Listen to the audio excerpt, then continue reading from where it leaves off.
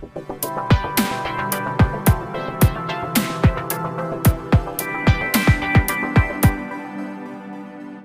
गोवा महामार्गाचे काम प्रगतीपथावर आहे। या कामादरम्यान महामार्गावर अपघात झाल्यास अपघातग्रस्तांना शासनामार्फत सर्वतोपरी मदत तत्काळ उपलब्ध करून देण्याचे निर्देश रोजगार हमी योजना, फलोत्पादन व खार भूमी विकास मंत्री भरत गोगावले यांनी दिल्या।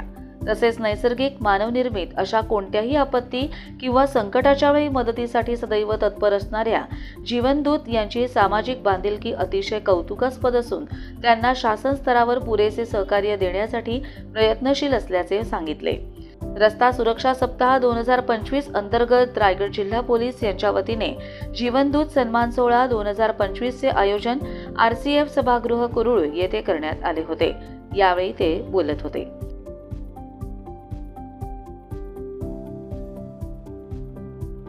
कर्जत लाईव्हसाठी अमोल कुमार जैन, रायगड।